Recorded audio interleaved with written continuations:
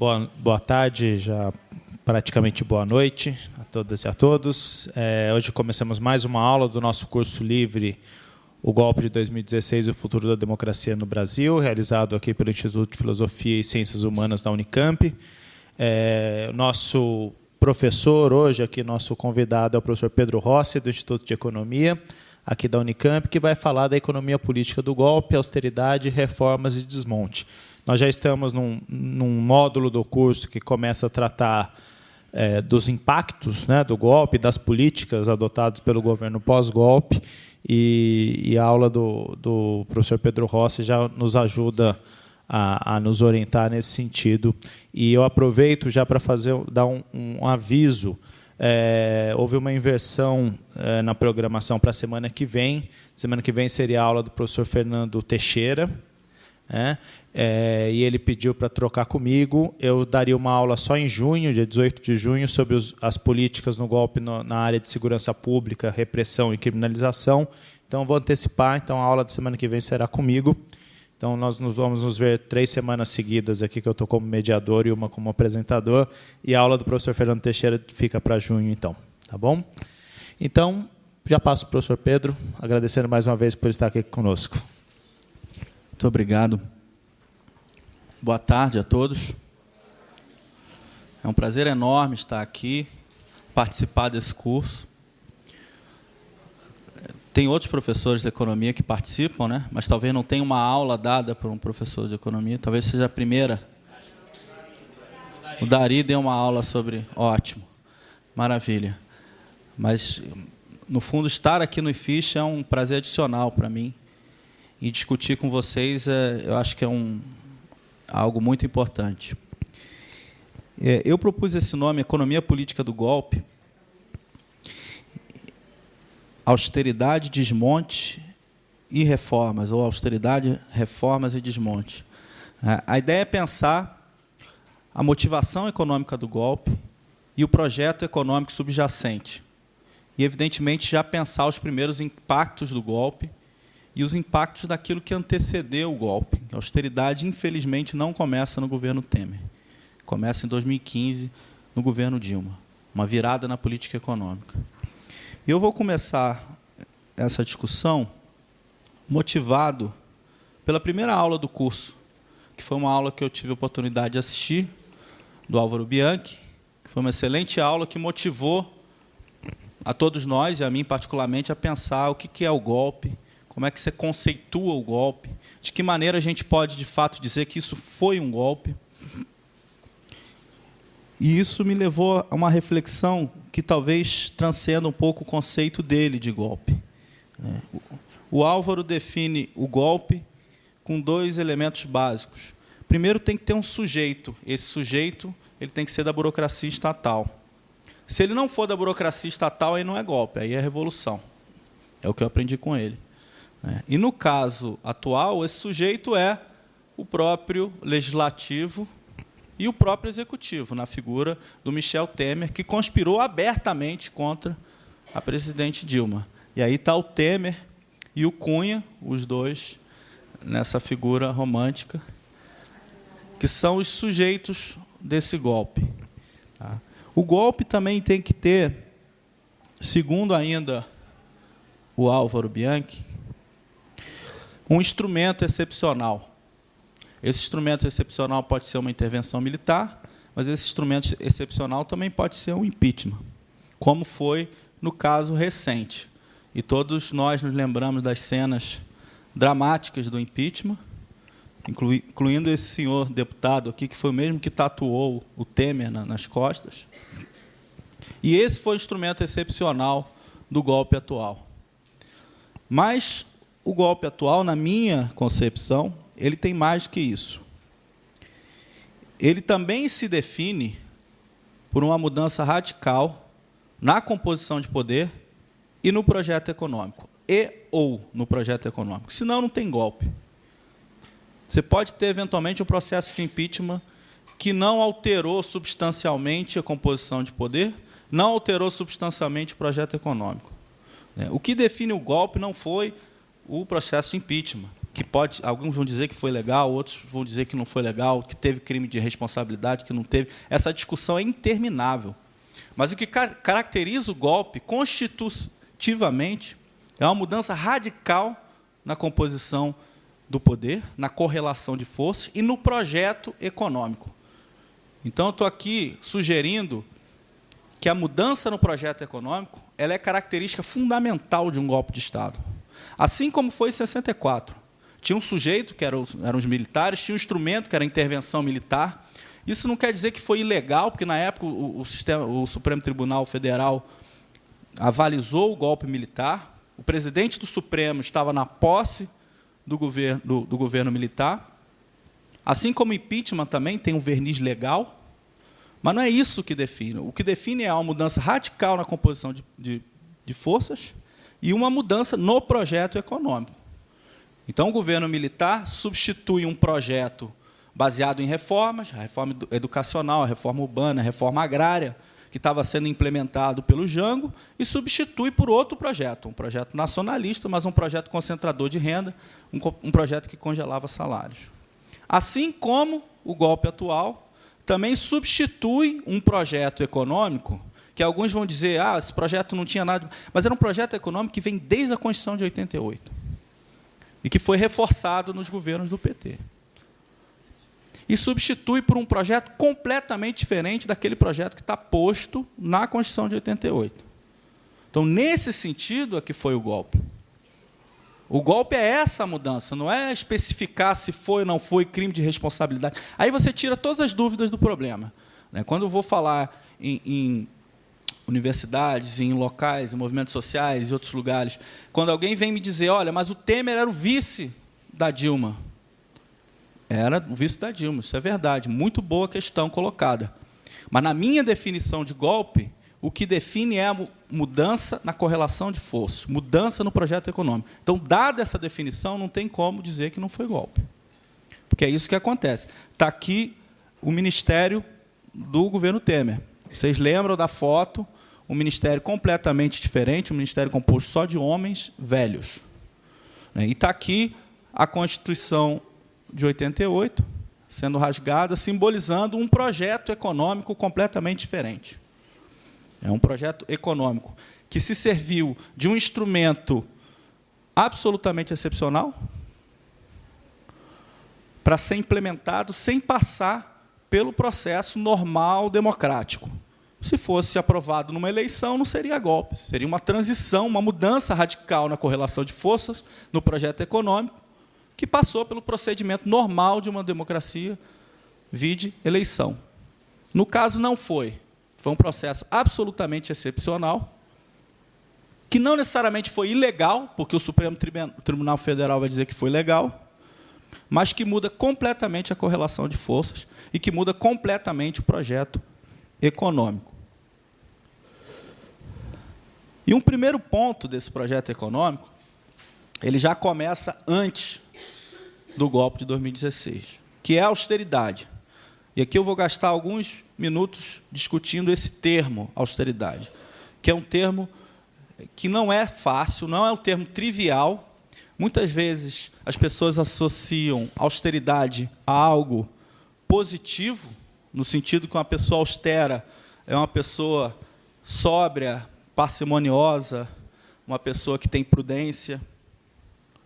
Mas o problema é justamente transpor as qualidades de uma pessoa austera para um Estado. Essa transposição ela traz uma falsificação. O termo austeridade não é um termo que vem da economia. É um termo que já vem da filosofia moral, não sei de onde. E isso foi emprestado para a economia, tentando trazer as virtudes que tem a austeridade para o campo econômico. Ou seja, um Estado austero é um Estado responsável, é um Estado sóbrio, é um Estado prudente. E esse discurso ele acompanha vários períodos históricos, na verdade, vários períodos da história do capitalismo, e ele costuma ser uma ideia perigosa, como diz o livro do Mark Blyth, que chama Austeridade, uma ideia perigosa. A história de uma ideia perigosa. Por que uma ideia é perigosa? Porque a austeridade ela costuma acompanhar um projeto de redução e de desmonte do Estado. E a defesa da austeridade serve a esse propósito. O que é exatamente a austeridade no plano econômico? É uma política de ajuste fundada na redução dos gastos públicos e do papel do Estado em suas funções de indutor do crescimento econômico e de promotor do bem-estar social. Isso é austeridade. Eventualmente, alguns vão dizer, em alguns momentos o Estado, em vez de cortar gastos, pode aumentar recursos da tributação, pode aumentar a taxação. Mas, geralmente, a austeridade ocorre pela via do corte de gastos. Então, diante de uma crise ou de uma desaceleração, o governo usa como remédio o corte de gastos. É um recuo em relação às funções que ele exerce no campo econômico. Isso é austeridade. E a austeridade ela é defendida com base em muitos mitos. Existe uma... você pôs para mim. Existe um saber convencional que defende a austeridade, independente de dados, de estatísticas, de estudo, com base em convicções.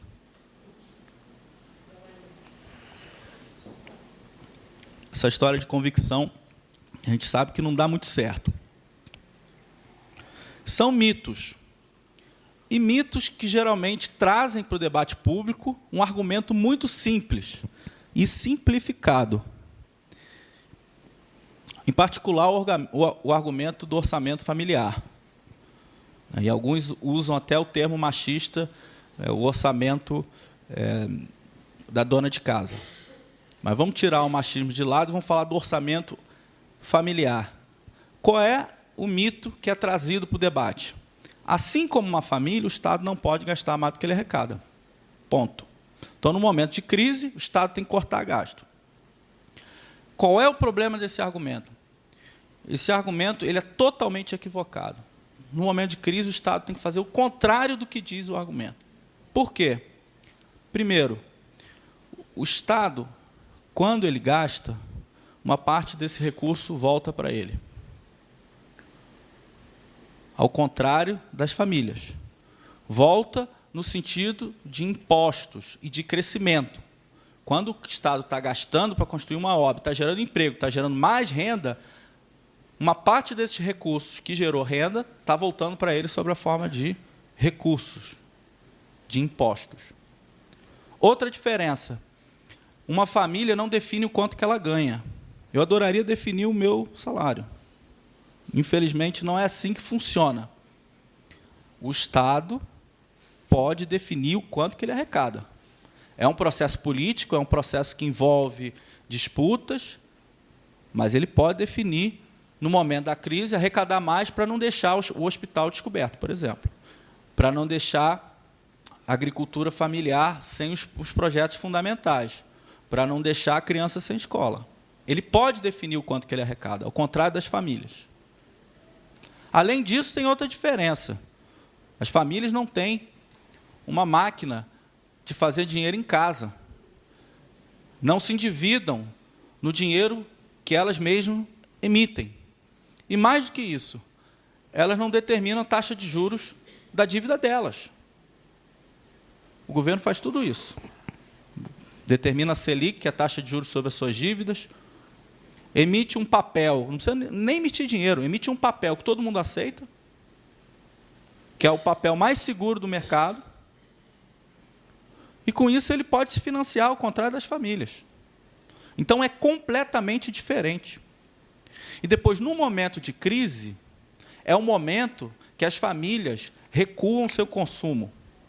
As famílias, por natureza, e as empresas também, são prudentes na crise. Prudentes no seguinte sentido: elas não vão gastar agora, vão deixar para gastar depois. Se eu não sei o que vai acontecer com o meu emprego, eu não vou construir um quarto novo em casa, não vou fazer uma obra, não vou comprar uma televisão para assistir a Copa do Mundo. Eu vou deixar para depois. E o meu gasto é a renda de alguém. Isso é o básico da economia. renda e gasto são dois lados da mesma moeda. Se uma pessoa para de gastar, outra pessoa para de receber. Se eu deixo de ir num restaurante para comprar um prato, o dono do restaurante vai deixar de vender um prato. Se muita gente faz a mesma coisa ao mesmo tempo, o dono do restaurante pode, eventualmente, quebrar, despedir alguém. Isso é desemprego e queda da renda. O momento de crise é isso. Quando as empresas fazem a mesma coisa, a renda cai e o desemprego sobe. E por que as empresas fazem? Por motivo óbvio. Ela não sabe se ela vai conseguir vender, se ela vai conseguir lucrar. Então, o plano de investimento que ela tinha, ela bota na gaveta e espera melhorar a situação. Então, nesse momento que as famílias não gastam, que as empresas não gastam, e que o comércio exterior também está andando de lado, que é a demanda externa, se o Estado cortar gasto, ele está contribuindo para a economia patinar. No momento da crise, o Estado tem que fazer o contrário das famílias. Tem que gastar. Porque o gasto do Estado é a renda da família. A dívida do Estado é o ativo do setor privado. O déficit do Estado é o superávit do setor privado. É uma falácia de composição achar que dá para todo mundo parar de gastar ao mesmo tempo. Não dá. Está errado. Isso só se sustenta com base em argumentos ideológicos, de que sempre é preciso cortar gasto. Então, a austeridade ela não funciona. Ela é contraproducente. Em nenhum lugar do mundo a austeridade funcionou. E a gente tem uma pesquisa sobre isso que mostra que as experiências internacionais com a austeridade, elas deram errado. Tem toda uma literatura que tenta trazer a austeridade para o centro da política econômica, e essa mesma literatura está sendo desconstruída por vários estudos recentes. Inclusive, o chamado pai da austeridade expansionista, que é aquele que mais defendeu a austeridade empiricamente, ele está revendo os argumentos dele. Porque a austeridade, no momento de crise, o corte de gasto no momento de crise, ele é perverso para o conjunto das experiências históricas que foram pesquisadas, com exceção de duas, de um conjunto de mais de 40, que é o que está posto nesse gráfico aqui, que eu não vou entrar em detalhes. Mas o ponto é, os casos de sucesso atribuídos às políticas de austeridade são apenas dois, de países muito específicos. Se convencionou de que só em países onde a demanda externa pode puxar o crescimento econômico de uma maneira forte, ou seja, geralmente países pequenos, você consegue, por meio da austeridade, por meio de queda de salários, gerar um aumento da competitividade capaz de puxar a economia. Em países grandes como o Brasil, de um mercado interno forte, isso não é possível. A austeridade não funciona.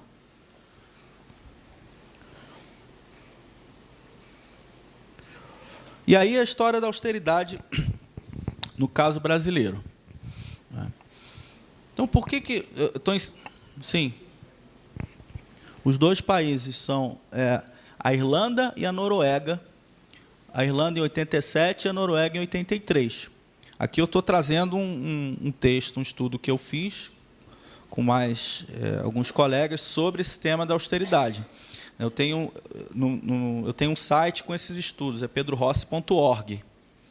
Tá? E tem um debate enorme sobre isso, porque, no fundo, eu não quero aqui dizer que é sempre ruim, do ponto de vista econômico, cortar gasto público. Eu estou dizendo que, no momento da crise, é ruim. E a diferença é até intuitivo de entender. Porque, quando a economia está bombando, vamos dizer que tem uma empresa de construção, uma empresa privada de construção, e a economia está bombando, a empresa está operando em plena capacidade, está empregando um monte de gente, está usando todas as máquinas. Se o governo vai e demanda uma obra para ela, via licitação, eventualmente essa empresa ela não vai conseguir operar acima daquela capacidade. Então, ela vai deixar de atender um agente privado para atender o setor público. Eventualmente, ela pode até subir os preços, o que gera inflação. E aí, nesse caso, o gasto público pode estar substituindo o gasto privado. Veja, uma situação de plena ocupação da capacidade. Crescimento, economia bombando. Agora, imagina uma situação inversa. A economia está lá embaixo. Essa mesma empresa opera com 60% da capacidade. Tem um monte de máquina ociosa. Tem um monte de trabalhador que ela mandou para casa, que está desempregado esperando ser chamado. Aí o governo vai, pede uma obra para essa empresa. Olha a diferença no efeito.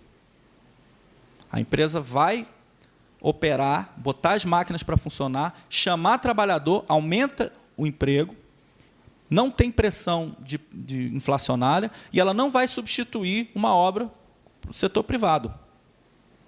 Vocês entenderam a diferença? A austeridade, ela é ruim no momento em que a economia está caindo. Ela é muito perversa, o que não significa que o governo não pode fazer ajuste fiscal em outros momentos. Não é isso que a gente está colocando aqui. A gente está colocando que existem situações na economia em que é muito perverso fazer esse tipo de ajuste. Mas são justamente nas crises que abre mais espaço político para esse tipo de ajuste de austeridade, que é o ajuste de enxugamento do governo, de corte de gastos, que é o que aconteceu no Brasil. E o resultado é desastroso. Aqui está o ministro Joaquim Levy, que ninguém sabe onde ele anda, na verdade ele está no FMI, mas ele foi um dos grandes responsáveis pela crise, foi um dos grandes responsáveis pelo crime de responsabilidade que a Câmara atribui a Dilma, porque ele que assinou aquilo, ele que fez as pedaladas, e em nenhum momento apareceu para defender ou para se justificar, para dar qualquer tipo de entrevista. Então, ele é digamos, um elemento importante e oculto desse golpe. E as políticas de austeridade não deram certo. O desemprego subiu. Aqui tem um gráfico de desemprego. Por mais que a economia estivesse desacelerando no primeiro governo Dilma, a taxa de desemprego foi a menor da série histórica do IBGE, até dezembro de 2014, em torno de 6,5%. E, a partir de 2015, a taxa de desemprego explode. O PIB caiu um monte a partir de 2015. A crise não começa em 2014. 2014 foi um ano de muita desaceleração, o investimento caindo muito por vários motivos, queda do preço do petróleo, lava-jato, incerteza enorme no cenário externo. Mas o consumo das famílias e o mercado interno estava sustentando o crescimento, ajudando a economia a crescer. A partir de 2015, tem o que os economistas chamam de uma quebra estrutural na série do consumo das famílias. E uma queda muito grande nesse consumo. Que, aliás, era o que eles diziam. E, quando eu falo eles, eu digo os economistas que defendiam esse tipo de ajuste. Aqueles que estão sempre lá na Globo News, defendendo as ideias. Eu já fui na Globo News uma vez, depois nunca mais me chamaram. Gente, assim é só uma vez. E eles dizem, o remédio para tudo é corte de gastos. É impressionante. Você fala de desemprego, o Estado tem que cortar gasto. Você fala de taxa de câmbio, equilíbrio externo, o Estado tem que cortar gasto. Crescimento econômico, o Estado tem que cortar gasto. Produtividade, o Estado tem que cortar gasto. Eu brinco que é o posto Ipiranga dos economistas. É o corte de gastos. Eles falam sempre a mesma coisa. Esses caras diziam que era preciso gerar desemprego. Esses caras diziam que era preciso segurar os salários. Esses caras diziam que a economia estava superaquecida. E foi exatamente o ajuste desses caras que foi feito em 2015. Ou seja, um choque na economia brasileira, que não foi só um choque fiscal, foi um choque de preços administrados, principalmente gasolina e energia, eletricidade doméstica. Foi um choque de taxa de juros, que a taxa de juros subiu de 11 para 14,25, ou seja, uma contração monetária na economia, que os bancos públicos também ajudam nessa contração, e foi um choque na taxa de câmbio, que desvalorizou 50% ao longo de 2015, dado uma mudança na postura da política econômica.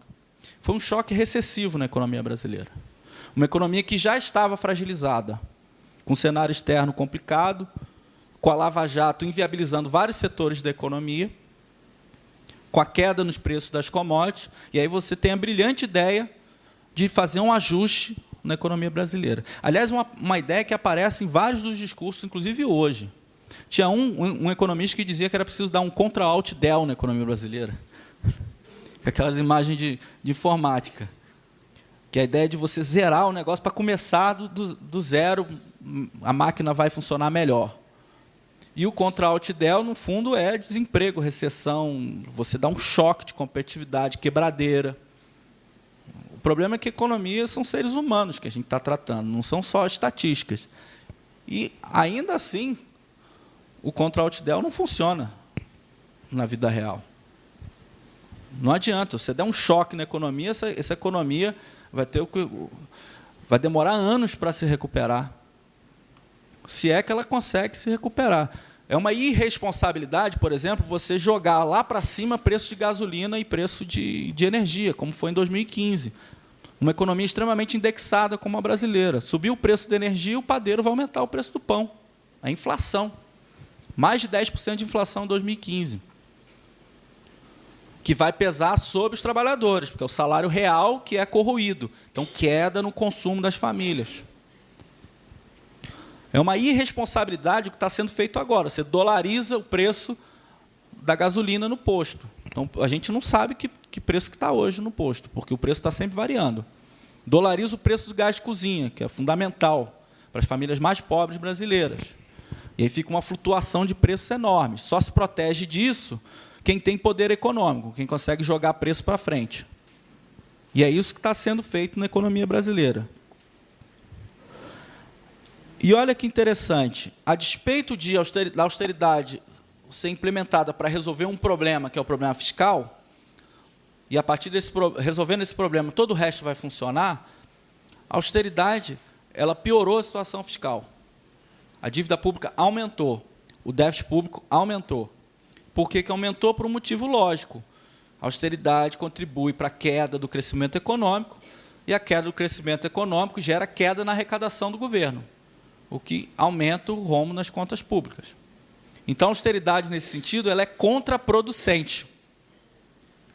E a ideia de que eu sinalizar para o mercado que eu vou melhorar as minhas contas e que as pessoas vão começar a gastar, a consumir e a investir, é uma ideia totalmente equivocada. Então, um prêmio Nobel de Economia, chamado Paul Krugman, se referiu a essa ideia como a ideia da fadinha da confiança. Não existe fada da confiança na economia. Simplesmente porque o governo disse que vai cortar gasto, a confiança vai voltar. É super engraçado, porque o Facebook fica me mandando aquelas mensagens 2 anos, 3 anos atrás, com as coisas que a gente dizia, e às vezes tem do lado a coisa que os outros diziam. E o discurso deles, no momento do golpe, 2016, era: a confiança vai retomar e nós viveremos um período de recuperação econômica. Esse era o discurso deles. A volta da confiança. Os empresários vão investir e etc. Só que empresário não investe porque o governo cortou gasto. Empresário investe porque tem lucro, porque tem demanda na frente. O governo cortar gasto, pelo contrário, você está tirando renda da sociedade, das pessoas que consomem, essas pessoas vão consumir menos do empresário. Petrobras, grande gastadora do sistema, contrai gastos, é todo um circuito econômico que se contrai. É renda caindo. E nós ficamos presos a esse ciclo vicioso da austeridade, que redução de investimento público, reduz a demanda privada, que reduz o crescimento, que reduz a arrecadação, que piora o resultado primário, e que alguém vai dizer lá, de forma brilhante, que piorou o resultado primário, logo tem que cortar mais gasto. E aí você entra num ciclo vicioso, no qual nós estamos presos até hoje, e no qual nós institucionalizamos com a Emenda Constitucional 95, tema que eu vou tratar já já. Por fim, nós estamos vivendo a maior crise da história. Eu vou passar para vocês esse slide. Tem aqui, eu posso passar por e-mail também. para divulgar isso. Esse é um gráfico que compara várias crises. Toda crise econômica ela é multifacetada, porque ela tem vários motivos. Ela não tem só um motivo, mas, geralmente, as grandes crises econômicas elas têm pelo menos um motivo principal. E, no caso brasileiro, não é diferente. Na década de 30, o motivo principal da crise econômica que assolou o Brasil era a Grande Depressão Americana, o crash da Bolsa e etc. Essa primeira linha, essa linha azul, de 1930. E aqui eu fiz um gráfico que pega o ano base, 1929, e aí acompanho a economia a partir dos anos seguintes e vê o quanto que cai. A economia caiu em torno de 6%, 29 até 31. 6% significa dizer que, em média, a economia está mais pobre em 6%. E teve uma recuperação rápida. Esses dados são muito antigos, são pouco confiáveis, mas a gente colocou aqui a título de comparação com as outras crises. A crise da década de 80 também teve um motivo principal, que foi a dívida externa brasileira, que, a partir de 79, o Paul Volcker aumentou os juros americanos, a gente caiu numa crise enorme interna e arrumou a economia para conseguir dólar para pagar a dívida. Fez um ajuste recessivo, de austeridade também, mas por um motivo externo, que a gente não conseguia pagar uma dívida que não é da nossa própria moeda. Olha como hoje é diferente. A gente tem um FMI na nossa cola aqui no Brasil hoje. A gente tinha no governo Fernando Henrique, na década de 80, decretou moratória. Porque a gente não tem dívida em moeda estrangeira, dívida pública em moeda estrangeira. O que a gente está fazendo como ajuste é autoimposto. Não é o FMI que está mandando, a gente, inclusive, é credor no FMI. É ao contrário da década de 80, que ali, de fato, tinha um problema que a gente não conseguia, não tinha autonomia para resolver, porque era uma dívida em moeda estrangeira, que é uma moeda que a gente não emite. E a década de 80, ela foi uma crise em W, que é essa linha vermelha. Cai o PIB, uma leve recuperação, e cai o PIB de novo. Caiu em torno de 7% o PIB.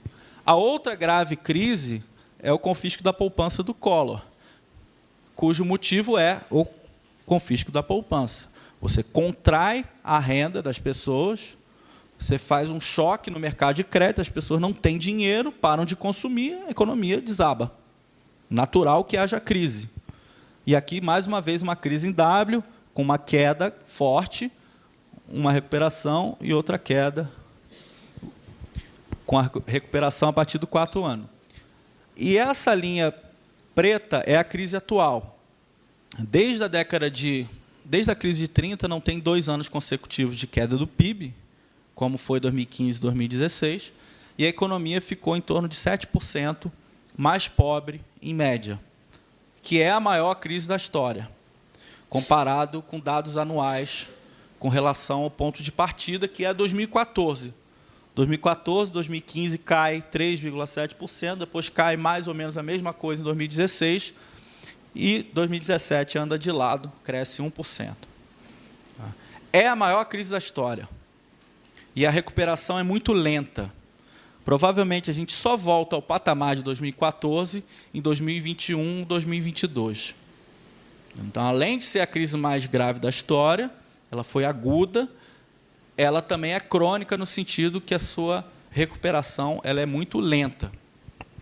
Bom, se toda crise teve um motivo fundamental, essa crise também tem que ter. O que o pessoal de lá fala? A crise foi gerada pelos excessos. Excesso de gasto, excesso de aumento de salários mínimo, excesso de gasto social, excesso de intervencionismo, excesso dos bancos públicos, excesso de intervenção nos preços administrados. Tudo isso gerou a maior crise da história. Esse argumento ele é muito falho, porque ele depende de uma constatação de que os efeitos têm defasagens enormes. Ou seja, tudo que foi feito a partir de 2015 estava certo, mas a crise a partir de 2015 foi por causa do que aconteceu antes. Vocês entendem o argumento? É mais ou menos o argumento que eles usam, são as defasagens. Eu ia fazer essa discussão com eles em 2015, e eles apontavam o dedo e diziam: você não considera as defasagens. Apesar de que, claro que eu considero as defasagens, mas cada tipo de crise, cada tipo de gasto tem defasagem diferente. Inclusive, tem efeitos que são imediatos. Se o governo corta a bolsa dos estudantes, por exemplo, de uma hora para outra, é imediato o efeito sobre o Starclean, por exemplo, ou o bar que tem aqui na região. Não é imediato o efeito? As pessoas vão, se a pessoa ficou desempregada, é imediato o efeito sobre a renda. Os efeitos de cortes de gasto também são imediatos. É claro que há defasagens, mas a partir do momento que eu começo a falar das defasagens, 1 ano depois, 2 anos depois, o discurso ficou completamente sem sentido. Eles pararam de falar essa coisa das defasagens. Inclusive, eu fiz até um meme com um gráfico que mostrava o oportunismo das defasagens. Que a ideia é sempre a seguinte: a gente sempre joga para frente e fala que aumenta as defasagens e continua explicando da mesma forma. Tudo foi culpa do governo Lula e do governo primeiro Dilma. A partir do segundo Dilma, as coisas melhoraram. A partir de Joaquim Levy, das políticas de austeridade, as coisas melhoraram. É mentira. O que causou a maior crise da história, ou pelo menos o que reforçou a recessão a ponto dela virar a maior crise da história, foi o choque recessivo e as políticas de austeridade. Essa é a nossa visão que a gente debateu e construiu aqui no Instituto de Economia. Aí publicamos artigos com relação a isso, mostrando que o choque recessivo afetou a economia e que transformou uma crise que já era grave na maior crise da história. Então, nesse sentido, a austeridade ela é extremamente perversa. Mas aí a gente entra numa segunda etapa, que é 2016, o golpe e uma mudança na orientação. Da austeridade, não. É uma mudança na orientação das políticas econômicas, que agora joga tudo para o longo prazo, é o estrutural. Porque a Dilma não fez desmonte, ela fez as políticas totalmente equivocadas relacionadas à austeridade. Aí a gente pode até discutir por que ela fez isso, eu não tenho a mínima ideia, mas é fato que, do ponto de vista econômico, o golpe já começa antes. Provavelmente ela estava com a faca no pescoço quando assume o segundo mandato, olhando para um congresso com o Eduardo Cunha, pior congresso da história, olhando um partido que perde a eleição e não aceita a perda da eleição, e os jornalistas da Globo News já falando em impeachment, ou seja, uma mídia hostil, um congresso hostil, um sistema político hostil a ela, e ela entrega a economia nas mãos deles. Essa é uma interpretação que eu tenho. Agora, os detalhes disso, a gente não vai saber. Mas ela não fez desmonte. Ela não fez a reforma trabalhista, ela não fez a reforma da Previdência, ela fez algumas reformas, mas ela não fez uma reforma estrutural como a Emenda Constitucional 95 e nem falou em privatização.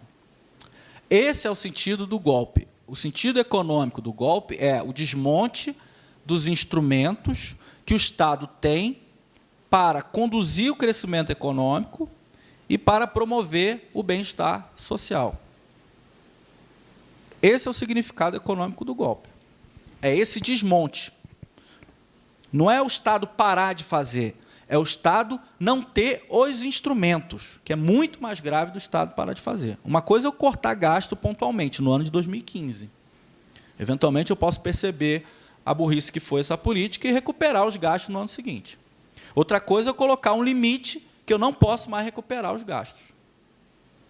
São coisas completamente diferentes e uma coisa é estrutural, outra coisa é conjuntural. Uma coisa é fluxo, outra coisa é a estrutura, o estoque. E o que esse governo faz é esse conjunto de reformas e de transformações. É um governo que não teve nenhum voto, mas um governo que promove a maior transformação no Estado brasileiro da história recente. Esse é o sentido econômico do golpe. É por isso que, na minha opinião, impeachment, não foi impeachment. É claro que foi um absurdo a coisa da criminalização das pedaladas e tudo mais. Mas o que mostra, de fato, que foi golpe é você mudar radicalmente a correlação de forças políticas e mudar radicalmente o sentido do projeto econômico. Inclusive, rasgando a Constituição de 88, os princípios dela, que foi uma construção democrática. A Constituição de 88 foi uma resposta ao período da ditadura, foi uma resposta a 1964. E 2016 foi uma resposta a 1988.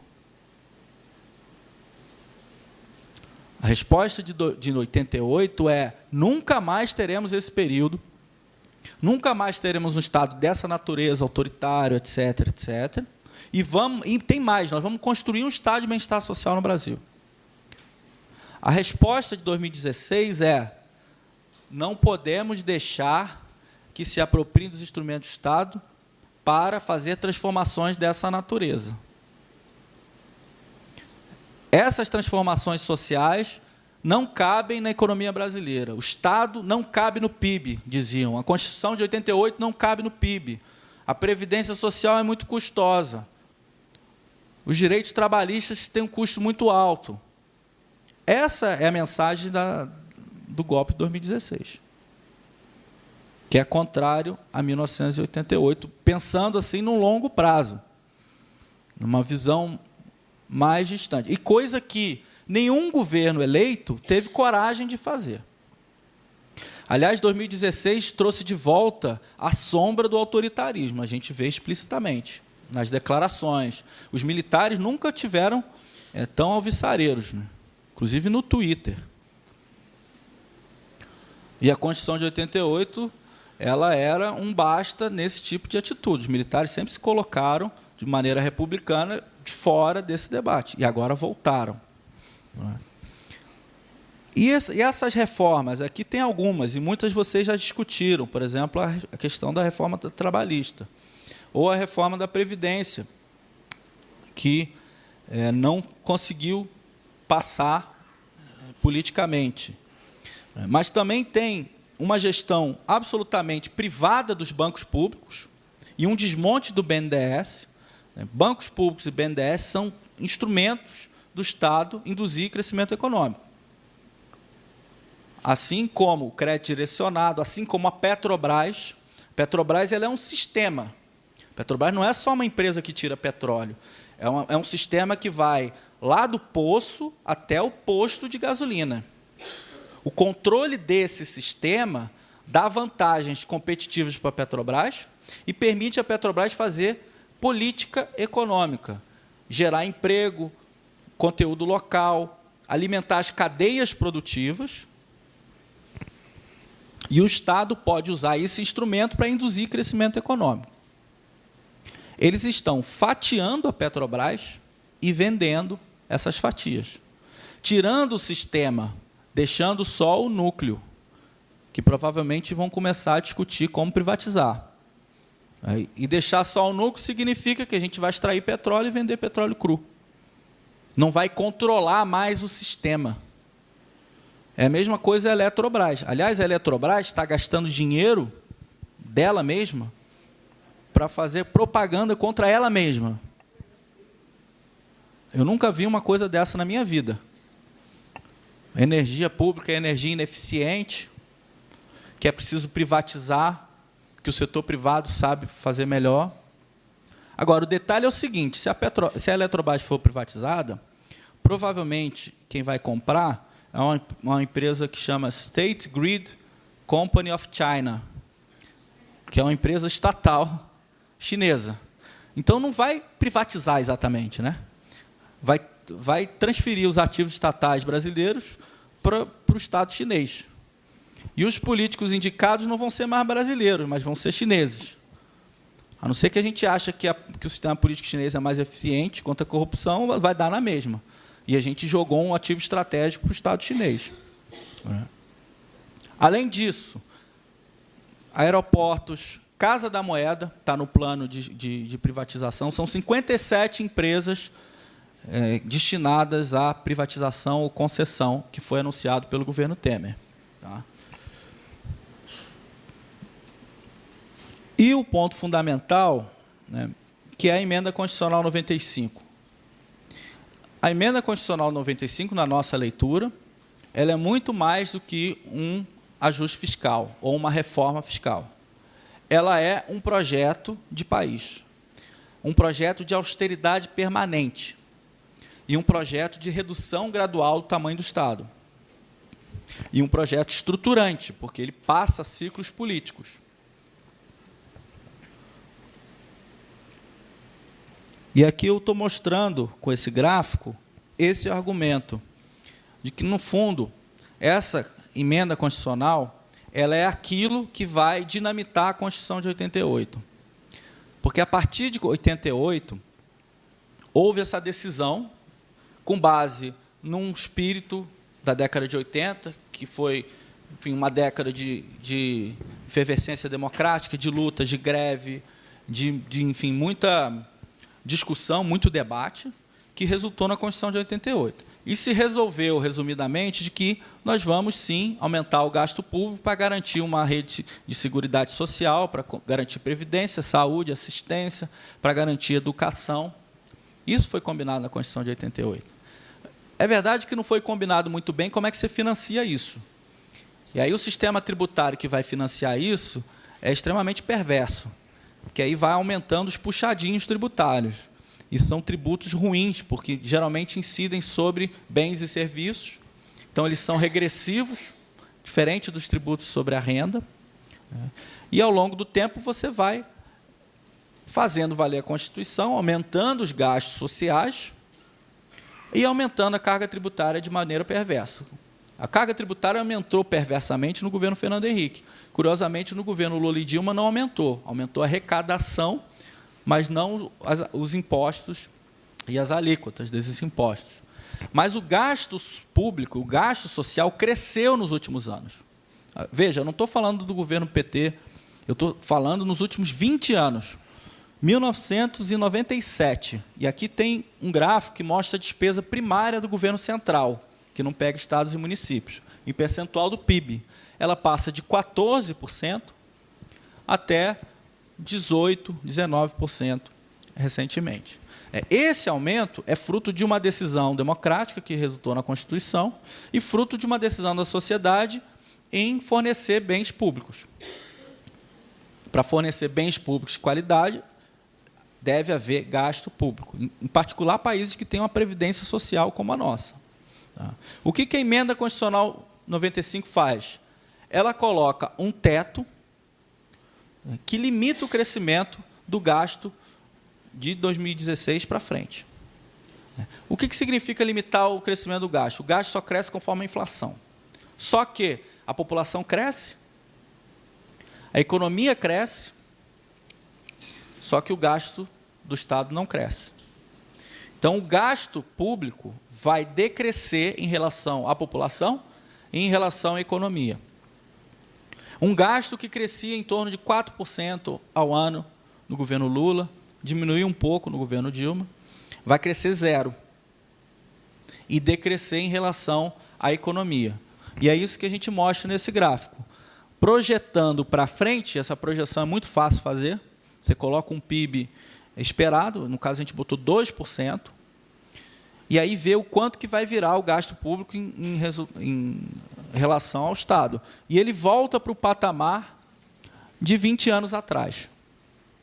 Ou seja, qual é o significado da Emenda Constitucional 95? Tudo que foi construído nos últimos 20 anos, nos próximos 20 anos será desconstruído. Com um agravante, alguns gastos vão crescer, independente do que aconteça.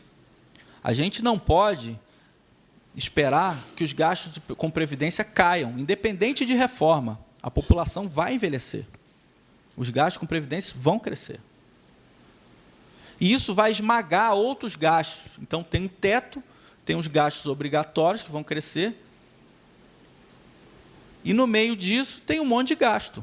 Imagina a previdência, aqui em torno de 8%, vamos dizer que fique igual ao que é hoje, 8% do PIB.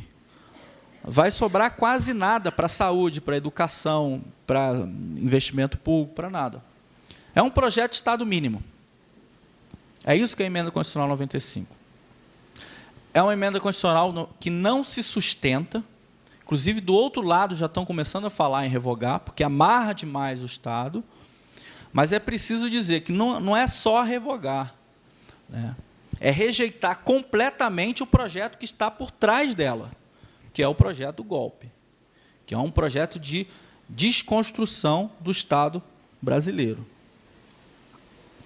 Aqui tem uma discussão sobre os mínimos de saúde e educação, e isso é importante por quê? Porque em nenhum lugar do mundo se fez regra fiscal na Constituição do jeito que o Brasil fez. E o único motivo constitucional para você fazer essa regra é você desvincular a saúde e educação. Então, a regra do teto de gasto, que é a Emenda Constitucional 95, ela, no fundo, tem como único motivo constitucional desvincular a saúde e educação das receitas.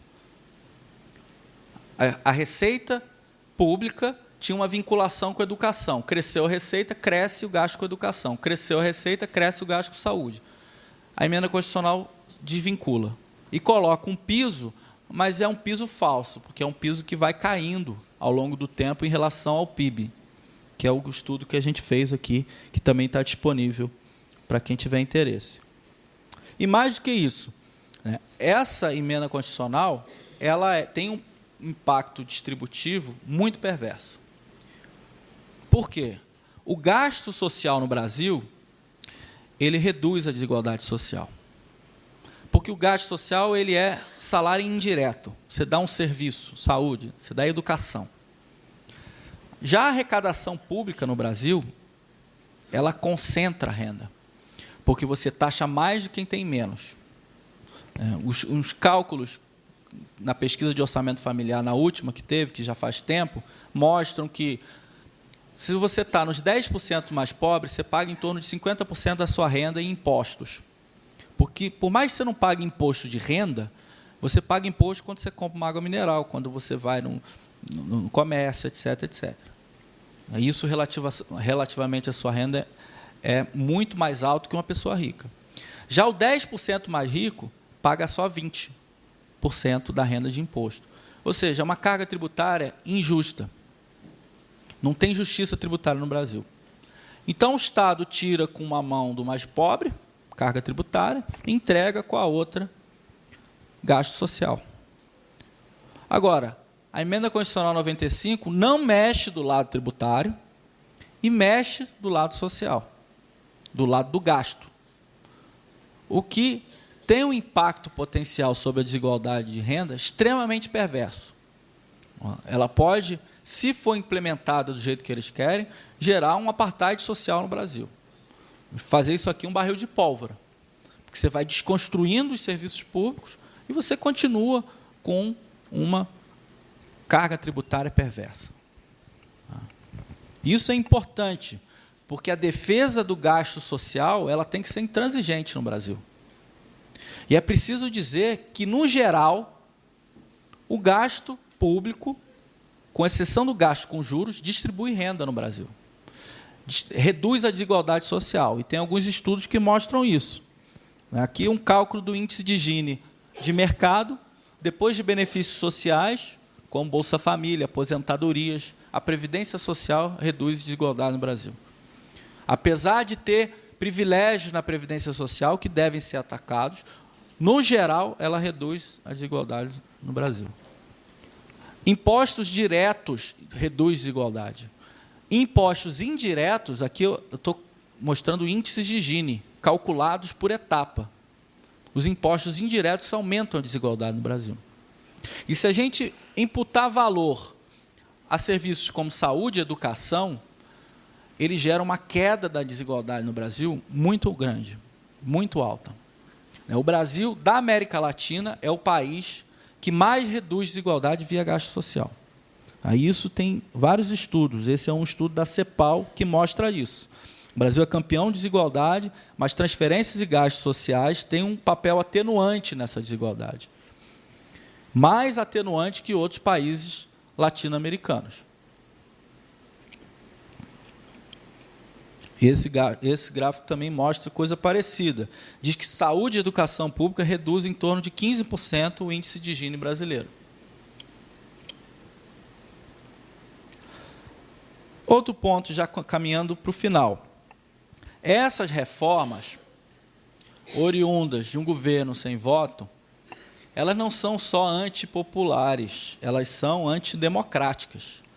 E se a gente perguntar para a população brasileira o que ela acha dessas reformas, ela vai dizer que essas reformas não são bem-vindas.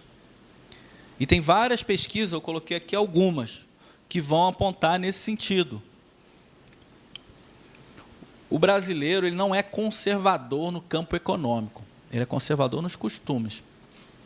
Mas se perguntar para ele se o Estado tem um papel importante na redução da desigualdade, ele vai falar que tem. Se o Estado tem que prestar um serviço de saúde, educação pública de qualidade, ele vai falar que tem. Se perguntar, como perguntou aqui, o valor, se tivesse que escolher,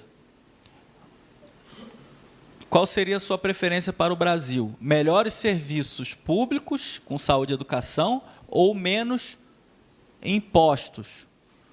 79% quer mais serviços públicos. Ou seja, neoliberalismo não tem viabilidade eleitoral no Brasil. É o que mostram as pesquisas. 7 em cada 10 brasileiros são contra as privatizações. Ou seja, o que está sendo feito em termos de reforma não teria viabilidade eleitoral, não passaria num pleito eleitoral. E eles vão ter enorme dificuldade de colocar esse discurso nessa eleição, que é uma eleição atípica. Mas isso é mais uma característica do golpe. É um golpe que implementa medidas que não teriam nenhuma viabilidade democrática. E esse período, aqui já para terminar, ele tem consequências já marcantes. Hoje saiu um dado sobre mortalidade infantil no valor, que ela voltou a crescer depois de anos de queda. Isso é um sintoma de uma crise muito grave. É um sintoma do desemprego, que tira a renda das pessoas, as mães fazem menos o pré-natal, porque não tem recurso para ir para o médico, porque tem que ficar em casa. Mas é também um sintoma do corte de gastos. Corte de gasto com saneamento básico, corte de gasto com saúde, corte de gasto com agricultura familiar, corte de gasto com manejo ambiental. Tudo isso a gente pode mapear para mostrar as consequências sociais desse tipo de política que está sendo implementado hoje no Brasil. E elas são muito perversas.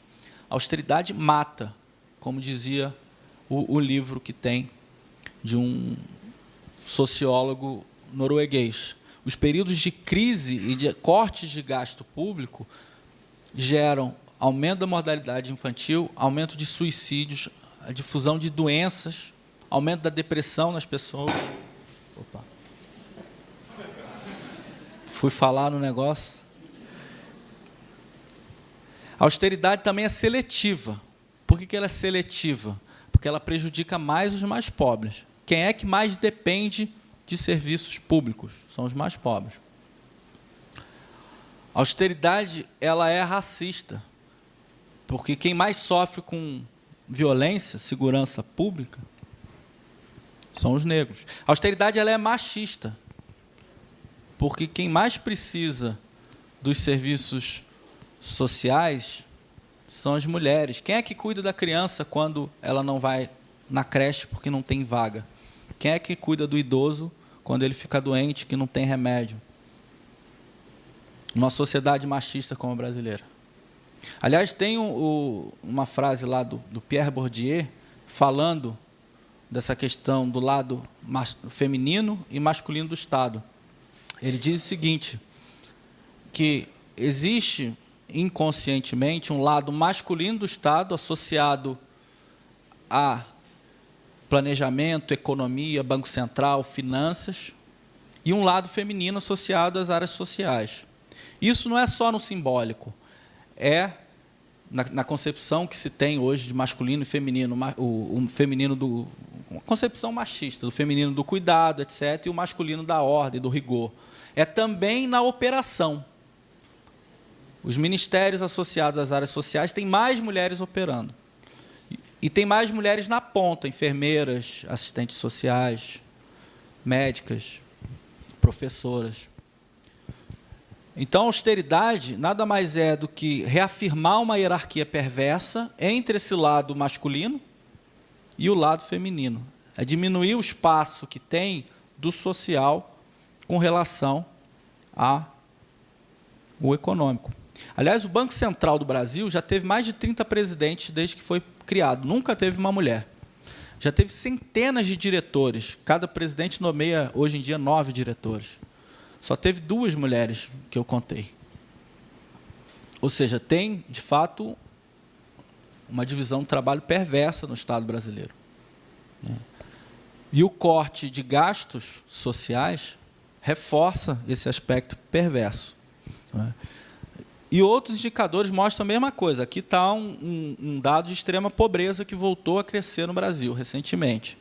Você tem mais de 1 milhão de novos pobres, extremamente pobres, no Brasil, de 2016 para 2017. Tem outros dados. Assassinato no campo voltou a crescer. Desmatamento na Amazônia voltou a crescer depois de uma redução muito forte no desmatamento da Amazônia. Esse é o dado que a gente tem. E aí você corta gasto do Ministério do Meio Ambiente. O sujeito não tem nenhum carro para fazer fiscalização. Olha o lado perverso do corte de recursos públicos. É claro que não é só isso, é também todo um processo legal e toda uma concepção de políticas que está provocando esses efeitos. Mas o fato é, esse projeto ele tem uma direção. E a direção é transformar isso aqui num apartheid social. Mais do que já é. E reduzir aquilo que o Estado tem para atenuar a desigualdade social. Então, esse é o projeto econômico do golpe. Eu coloquei um último slide de alternativas, que é para só não ficar falando de coisa ruim,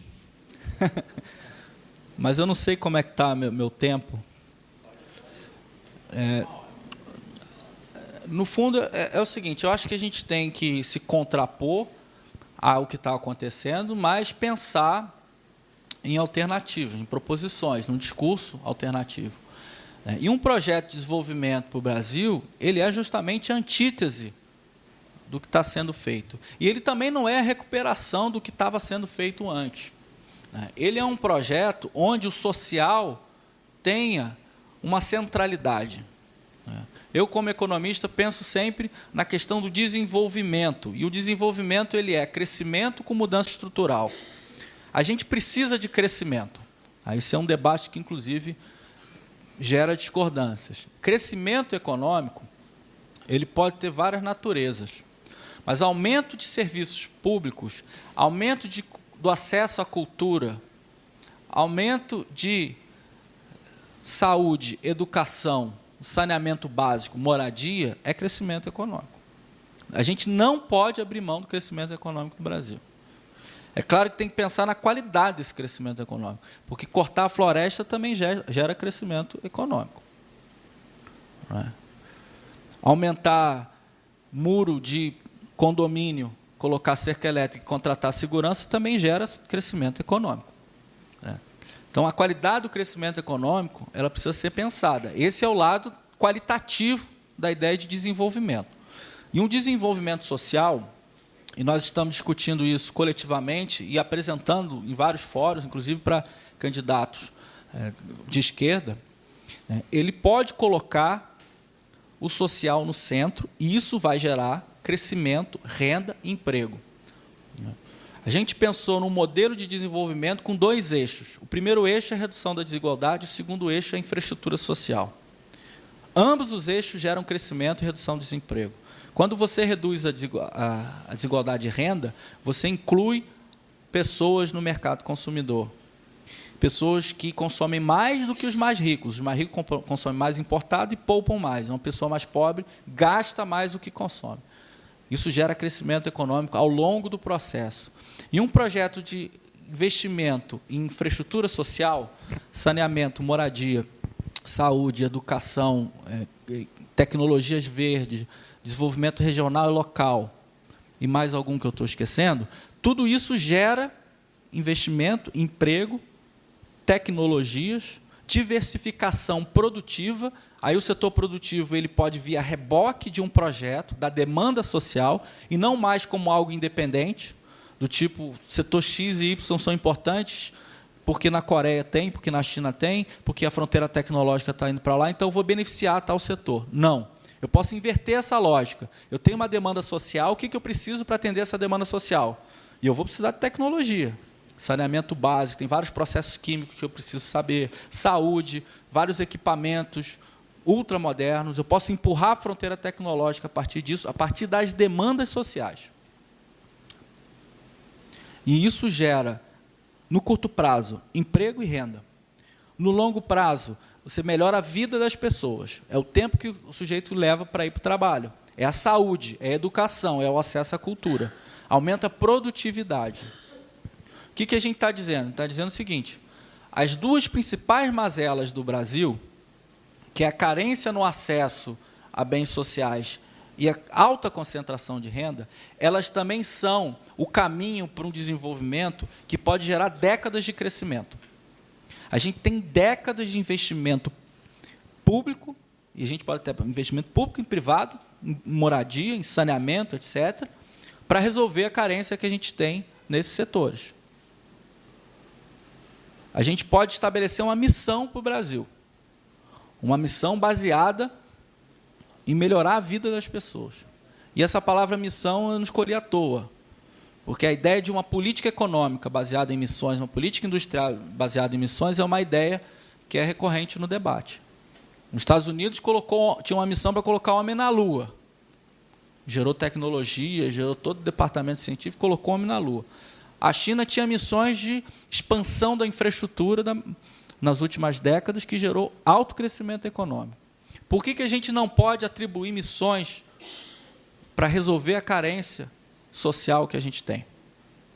Existe um caminho, e esse caminho ele tem que ser difundido e discutido.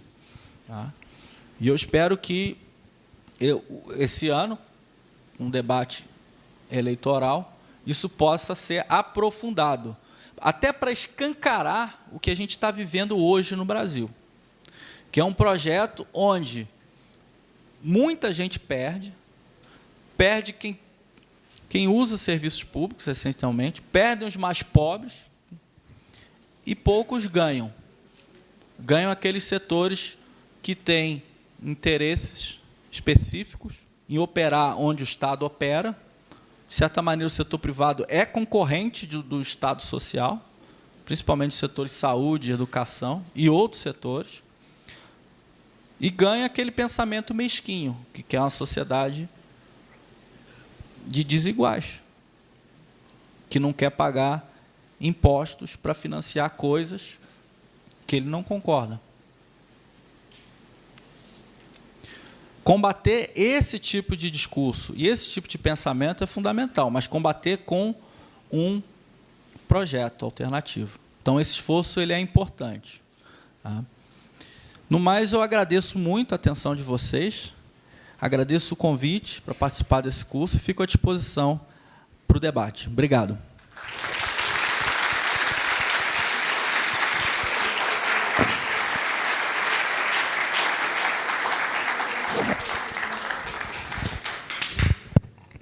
Obrigado, Pedro, pela aula. Acho que todos nós aprendemos muito. Nós vamos começar, então, o debate, né? Abrir algumas rodadas de questões do público, para o Pedro poder fazer sua reação. A gente tem feito rodadas de 3 questionamentos. Você prefere responder um por um? Podemos fazer alguns? Ok. Então, Então, quem quiser, por favor, fazer questões, por favor, se inscrevendo. Nós temos outro microfone para agilizar?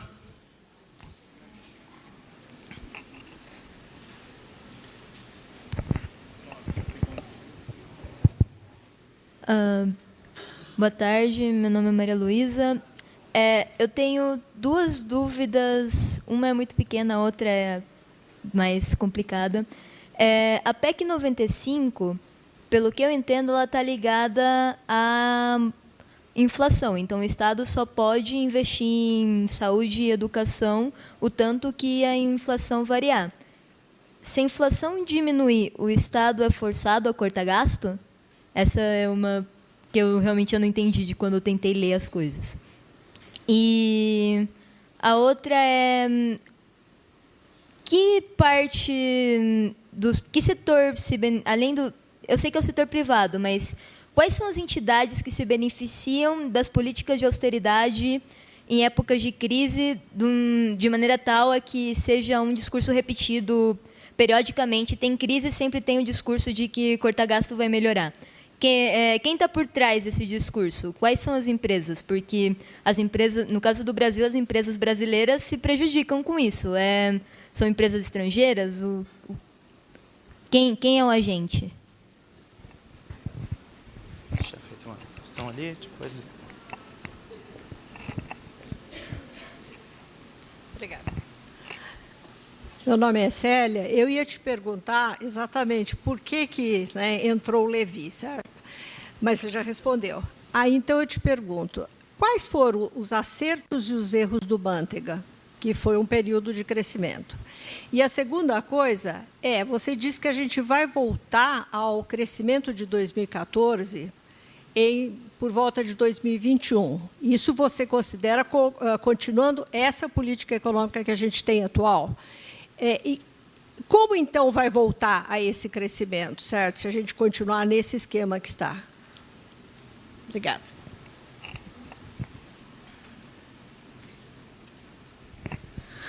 Boa tarde, professor Pedro, professor Frederico.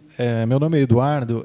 Bem rapidamente, eu quero primeiro cumprimentá-lo pela exposição, que foi bastante didática e esclarecedora, mas uma questão importante, vou começar para ser bem rápido. O André Singer, ele no livro Contradições do Lulismo, ele faz traz um relato muito interessante que a presidenta Dilma ela vai no 1º de maio de 2014 e ela faz um discurso contra os juros, contra os bancos, tá certo? E o que gostaria que você comentasse depois de 2016, eventualmente ela cai. Que você comentasse a respeito, por exemplo, a política, os industriários basicamente também são rentistas. Então, o professor Beluso, outra vez, falou que o rendimento maior do mercado, ou seja, no interno brasileiro, é a farmácia, por exemplo, 9%, e a dívida paga 14%. Por que o industriário vai investir? Tá certo? E correr o risco de um investimento, né? Eu também gostaria de que você comentasse sobre o que o senhor acha sobre a economia solidária. E outro ponto é sobre a questão do Jens Varoufakis. Se o senhor encontra eco em algumas estratégias, principalmente no que se diz respeito à dívida, juros e a lucro no Brasil, no contexto brasileiro, justamente porque a Europa é um outro panorama. Tá certo? Basicamente isso. Obrigado. Vamos passar para o Pedro responder essa primeira rodada. Já está inscrito para a próxima. Eu faço mais uma segunda rodada aqui. Obrigado, Felipe. Eu não peguei o nome seu. Oi? Maria Luísa. Uma pergunta pontual que você fez e outra mais complicada. A primeira é a da emenda constitucional 95. No fundo, você vai ajustar, o seu teto é ajustado pela inflação. Então, a ideia é manter sempre o gasto de 2016 ajustado pela inflação. A inflação ela nunca vai ser negativa, ela pode até ser negativa, enfim, o Brasil que eu me lembro, nunca teve esse cenário de inflação negativa. Mas que eu saiba, uma inflação negativa, você manteria o gasto... Agora você me pegou, eu não sei. Eu acho que é uma situação tão incomum que eu acho que não está nem, talvez não esteja nem previsto na emenda constitucional 95. Eu acho que, do jeito que está o texto, você deveria reajustar pela inflação negativa e reduzir o gasto nominal. É possível. Mas agora que você perguntou, eu vou confirmar isso. Não é que senão é como... Por isso que se fala em congelamento, né? Congelamento, a ideia do congelamento é você manter sempre o mesmo gasto real. O problema é que é mais do que um congelamento, porque como tem uns gastos que vão crescer necessariamente, você vai apertar outros gastos. Então, isso já está acontecendo com o Ministério de Cultura, Ciência e Tecnologia, Agricultura Familiar, mais do que... aliás, a Agricultura Familiar não tem nem mais ministério, desculpa eu falar, mas mudou a concepção de agricultura familiar, está sendo negada. Agora só tem agricultura, não tem nem agricultura familiar e nem ministério. Em ciência e tecnologia também. Então, esses ministérios vão sofrer muito mais do que saúde e educação, que tem um piso. Esse piso ele é ruim. O piso é igual, é a mesma regra do teto total, do gasto total. O piso saúde e educação é remuneração pela inflação passada, mas é um piso. Mas é muito pior do que a regra anterior, que você aumentava gasto com saúde e educação conforme o aumento da arrecadação. A segunda questão que você fez é o agente que está por trás. É uma pergunta... Por que você fez para o economista do curso essa pergunta? O Frederico podia me ajudar. Tentando... O Armando Boito, que deu aula aqui, não deu? Ou vai dar ainda? Provavelmente ele diria que tem frações de classe com interesses que são comuns, vários interesses deles contemplados pelo golpe. Por exemplo, a Fiesp sempre quis uma reforma trabalhista e o governo PT nunca poderia entregar essa reforma trabalhista para a Fiesp. Apesar da Dilma, aqui também respondendo um pouco a questão do primeiro governo Dilma, ela fez uma agenda totalmente voltada para a competitividade do setor industrial. Fez desoneração, desvalorizou taxa de câmbio, até a redução da taxa de juros a Fiesp apoiou. Os CAF ia para a televisão para defender a redução de juros, ia para a televisão para defender a redução do preço de energia. Então, ela fez toda uma agenda voltada para isso, só que, evidentemente, não entregou a reforma trabalhista. Então, tem duas agendas que eles queriam que o governo PT não podia entregar, que é a reforma trabalhista e a redução de impostos mais pesada. O golpe entregou a reforma trabalhista para eles. Então, nesse sentido, eles estão contemplados. Mas, em outros sentidos, talvez tenha mais contradição no campo golpista do que parece, né, na verdade. Então, tem uma burguesia nacional que pode perder muito também com essas políticas. Aliás, os governos do PSDB perderam viabilidade eleitoral porque tinha uma parcela da burguesia nacional brasileira que queria uma coisa diferente, que queria proteção, que queria um BNDES, que queria um Estado, que queria, de alguma maneira, um projeto minimamente nacional, ao contrário do projeto mais neoliberal puro sangue. A gente está voltando para esse projeto neoliberal puro sangue. É uma reação conservadora. Agora, evidentemente, tem muito mais coisa aqui que eu não estou conseguindo tratar. Em particular, interesses pulverizados contrários à ascensão dos mais pobres, interesses mesquinhos, eu diria até. Porque um sujeito que mora num condomínio, usa transporte privado, educação privada, tem segurança privada. Para ele, o Estado é só um elemento que tira recurso dele. Então, ele começa, enfim, de uma maneira egoísta, a achar, não, temos que refazer isso tudo. Então, tem esse tipo de agente, que é um agente mais pulverizado. Agora, também tem o agente externo, os interesses estrangeiros, que provavelmente estão... se não contribuíram diretamente, estão muito felizes com o que aconteceu com o Brasil e com o quão barato estão as coisas aqui para eles comprarem. Então, enfim, são esses os agentes. Acertos e erros do governo Dilma e do Guido Mantega, em particular, que não é só do governo Dilma. Eu tenho algumas reflexões sobre esse período histórico. Eu acho que o governo Lula avançou em vários sentidos, com vários problemas em outros sentidos, e a Dilma pegou uma fase que é uma fase muito mais complexa, que é uma fase que a economia internacional começou a cobrar o preço dos países emergentes. A crise começou a bater pesado nas economias emergentes. E a reação dela foi as políticas pelo lado da oferta. E o Guido Mantega implementou essas políticas, que são essas que eu acabei de falar, que tiveram apoio da Fiesp. É uma contradição, que depois a Fiesp vai para a rua colocar o pato amarelo. Mas a Fiesp foi extremamente beneficiada de algumas políticas. Eu acho que houve erros, principalmente no tamanho das exonerações. Era possível reativar a economia pelo lado público, mas ela fez uma aposta no setor privado, que deu errado. As concessões, na ideia de que você facilita a vida, no sentido de desonera, diminui juros, aumenta câmbio, e aí o empresário vai investir. O empresário não investiu, o empresário aumentou margem, colocou no bolso a margem e não investiu. E a economia desacelerou, mas desacelerou só, não foi uma catástrofe. O primeiro Dilma não foi uma catástrofe. É sempre bom lembrar que as conquistas sociais melhoraram. A miséria continuou caindo, o dado de mortalidade infantil, o desemprego teve a menor taxa dos últimos anos, ao final de 2014. Então, o primeiro Dilma não foi um desastre. O segundo governo Dilma foi um desastre. Foi um desastre que gerou os motivos econômicos para o golpe. Porque se não tivesse o tanto desempregado que tinha, provavelmente teria mais gente na rua para defender ela.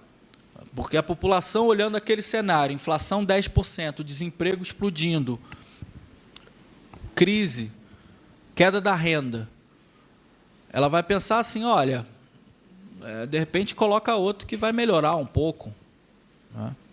Então, se ela não tivesse implementado esse conjunto de medidas que jogaram a economia lá para baixo, provavelmente ela não teria caído. Então, o segundo governo Dilma foi mais complicado. E o primeiro governo Dilma tem essas considerações de erros políticos pelo lado da uma aposta na oferta. Mas as medidas de redução da taxa de juros e redução dos spreads bancários foram medidas importantes. Ela peitou o sistema financeiro. Talvez não tivesse força política para ganhar a briga, mas ela peitou. Então, nesse sentido, ela fez... A direção era correta, talvez a forma e a capacidade de comprar essa briga, ela não tinha. E aqui o Eduardo perguntou sobre algumas das contradições do lulismo, né, do André Singer. Uma delas, eu acho que eu contemplei de certa maneira, com relação à questão industrial, ao spread bancário. Eu acho que a Dilma tentou fazer essa aproximação, essa leitura de que era preciso compor com o setor industrial, em detrimento de um setor financeiro, ou na linguagem do Boito, de uma burguesia associada ao capital estrangeiro, e, no final, não deu certo. De certa maneira, eu concordo, em parte, com a análise do André Singer. Sobre a economia solidária, eu acho um tema fundamental e se articula com o nosso projeto na ideia de uma frente de investimento local e regional. A ideia desse projeto é melhorar o próprio sistema político via democracia direta e via controles democráticos dos recursos públicos, tanto na identificação dos problemas local, quanto na condução dos problemas. E é muito diferente você ter uma política industrial voltada para um problema concreto de uma pessoa do que você ter uma política industrial porque setor X, a JBS ou sei lá o que é importante. Quando você fala dos problemas concretos das pessoas, você traz as pessoas para o debate público, você tem mais capacidade de gestão daquele recurso e de controle democrático. Agora, a economia solidária ela não pode ser o sistema, na minha opinião. Ela pode ser um caminho e ela tem que estar integrada. Porque a lógica é, você, num processo de transição, de melhoria, você tem que, evidentemente, quebrando a capacidade que o grande capital tem de travar o seu caminho.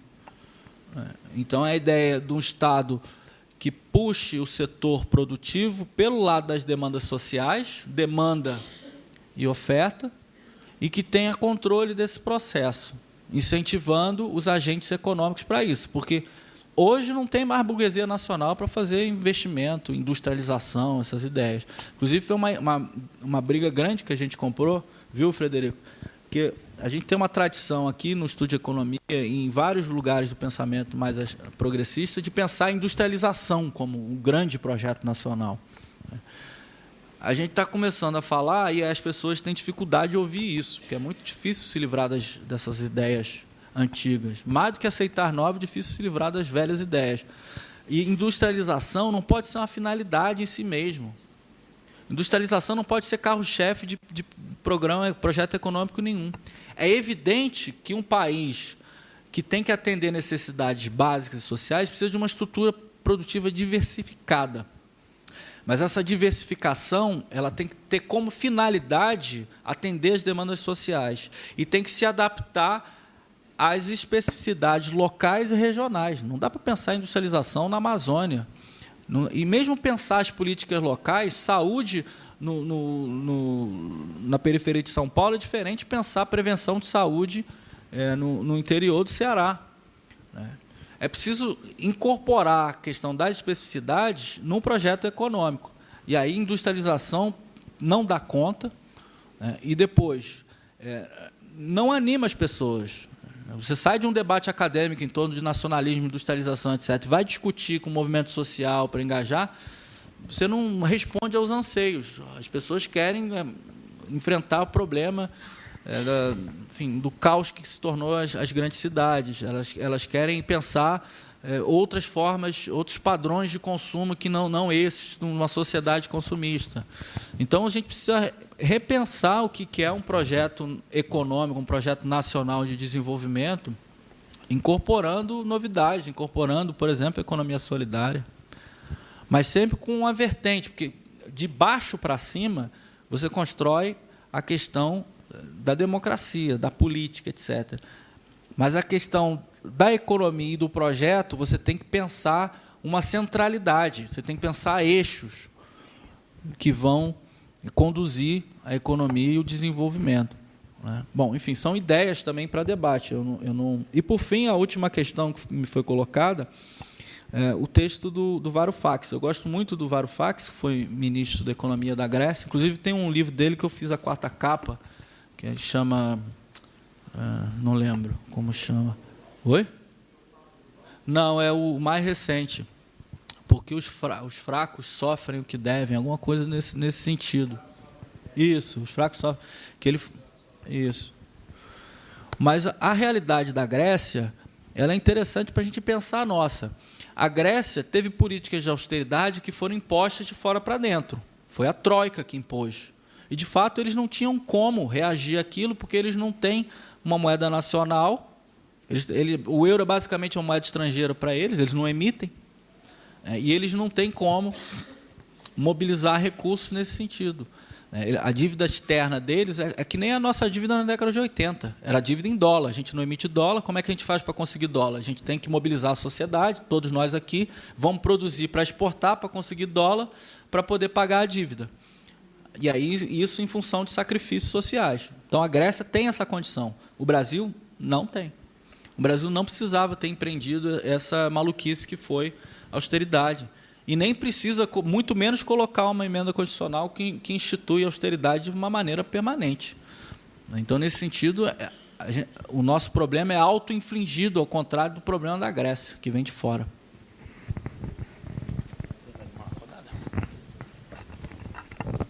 Fazer mais uma rodada, já tinha um colega inscrito aqui, outro ali atrás. Boa noite, professor.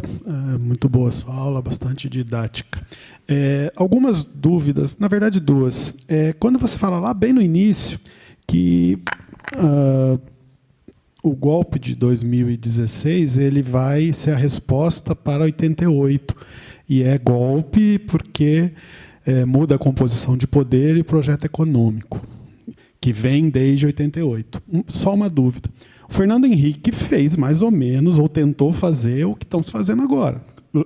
Óbvio que agora muito mais intenso, ao meu ver. Mas isso, então, não teve uma quebrazinha desse projeto de 88? E outra coisa. Há um monte de erros na Dilma, a gente sabe disso, no sentido econômico, você acabou de dizer, mas também há grandes ganhos. A gente tinha um desemprego na taxa de 4 alguma coisa. E, de repente, você coloca o Joaquim Levy. Assim, eu posso responder à crise só por uma questão externa, quer dizer, a gente vinha relativamente bem e foi uma influência externa, uma crise externa que fez a gente escolher o Levy, por exemplo. Por que essa mudança tão brusca? Essa é uma dúvida. Assim. Claro que há erros enormes na Dilma, mas também há avanços, né? E de um primeiro para um segundo governo há uma mudança muito brusca, né?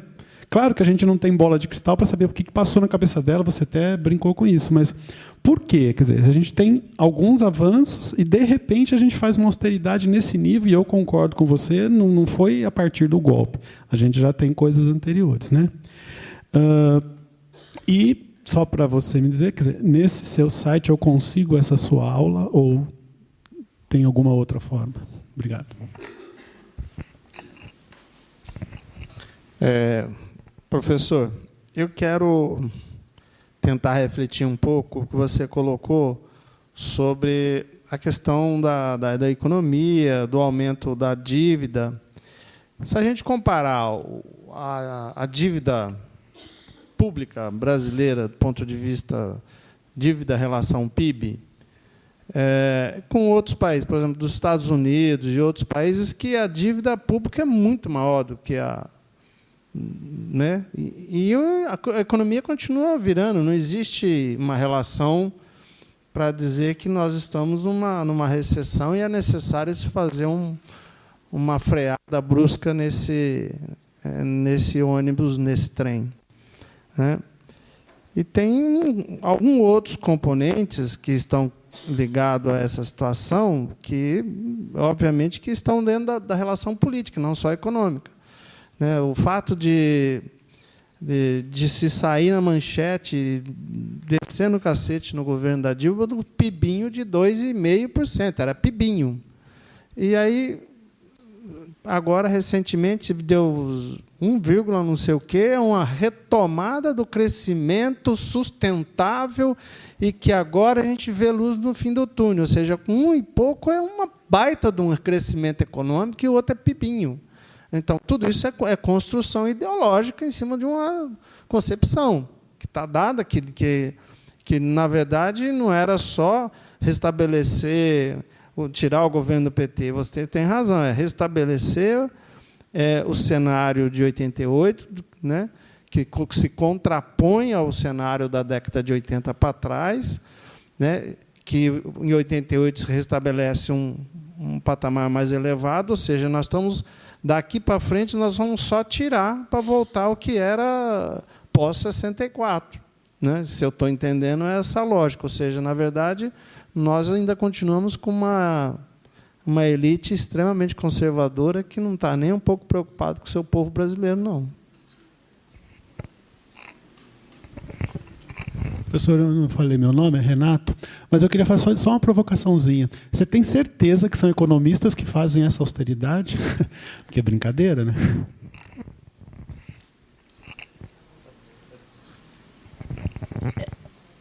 Meu nome é Delza. Eu queria começar dizendo que é uma delícia, foi uma delícia te ouvir, porque eu já estou ficando com preconceito contra economista, né? Olha, foi delicioso assistir tua aula e saber que você é economista, com uma cabeça ampla e sem aqueles códigos, né? Tá? Essa é a primeira coisa. Segunda, eu queria colocar... A segunda, ele fez. A minha pergunta é sobre a dívida dos Estados Unidos ser maior que a nossa, etc. Então, eu espero a resposta lá. E queria colocar sobre a questão da legalidade. Você falou no começo que esses golpes, esses neogolpes, golpes novos, eles primam por tentar manter um aspecto de legalidade. E eu só queria colocar aqui uma coisa para saber se sou eu que estou pirando, porque eu estou achando que, dia a dia, eles estão perdendo o pudor ou perdendo a necessidade de enganar, de manter a legalidade. Porque quando você ouve um ministro do Supremo Tribunal, que é considerado o mais legalista, Celso de Mello, dizer que votar contra o habeas corpus é esdrúxulo, mas eu faço isso em nome da colegialidade, o que a Rosa Weber já tinha, aliás, né, com toda aquela coisa dela já feito. Então, eu começo a perceber que essa tentativa de manter a legalidade, eles perderam, não precisa mais. Quer dizer, já que o povo não sai mesmo na rua, já que os balões nós já soltamos e só tem os militantes que estão lá em Curitiba, né? Então, vamos continuar. E está cada vez mais, e isso agora é a pergunta, quer dizer, será que está saindo de golpe e está aprofundando para uma coisa... Os militares, você disse, estão assanhadíssimos, né? Etc. Tal. E, só agora, para finalizar, a questão também que já foi colocada, mas indo além. A nossa Constituição Cidadã, ela realmente deu uma resposta à ditadura, o golpe de 64, a ditadura. E, nessa resposta, ela estava implícito, né? Ditadura não mais. Então, vamos dar forças às instituições institucionais para que elas... E aí vem a minha pergunta, quer dizer, aí, advogado do diabo, o Ministério Público, ela deu tanto poder ao Ministério Público que agora nós estamos nas mãos deles e do Judiciário, né? E queria saber se tem realmente alguma relação com a Constituição isso. E, de novo, dizer que a aula foi uma delícia. Obrigada. Eu tinha um colega inscrito, podemos emendar uma quarta questão e a gente fecha essa rodada? Boa noite, meu nome é João. Primeiro, cumprimentar que você colocou mais dúvidas nas dúvidas que eu tinha, isso é ótimo. E eu queria focalizar a política externa brasileira e que você focalizasse isso. Vai ser curta. Nós tínhamos a Petrobras e algumas empresas brasileiras escolhidas, não sei por quem, mas pelo governo que estava aí, o Lula, para que nós projetássemos para o mundo, ficássemos não tão dependentes da matriz, mas pudéssemos... E, com isso, nós estávamos incomodando muito. Eu acho que o golpe veio por causa disso. E o resto é flores. Obrigado.